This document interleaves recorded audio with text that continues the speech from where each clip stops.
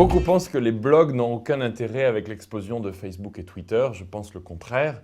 Si vous avez quelque chose d'important, c'est l'occasion. Ouvrez un blog, créez un blog, c'est bon pour votre marque. Ça fait un point de rassemblement de ce que vous pensez, en plus de 140 caractères sur Twitter ou en plus de quelques lignes ou de photos sur Facebook.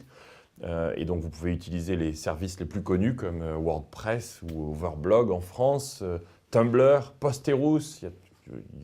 Vous avez beaucoup le choix, bien sûr.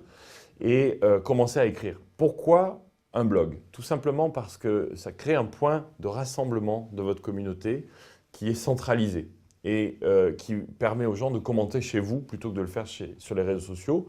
Mais encore plus important que ça, le blog vous permet de montrer que vous prenez le temps de réfléchir à quelque chose de plus important que si vous le faisiez de manière quotidienne, comme vous le faites d'habitude sur les réseaux sociaux. Donc je vous donne un exemple.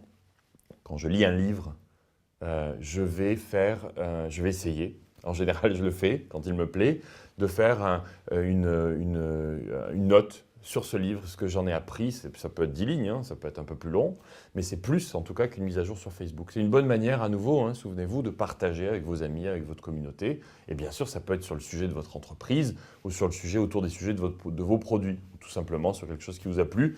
J'ai adoré le livre Blink de Malcolm Gladwell, que je vous recommande si vous lisez l'anglais. Je ne sais pas s'il est traduit, mais Blink, c'est, vous savez, les premières minutes quand vous rencontrez quelqu'un, l'impression que vous avez de cette personne.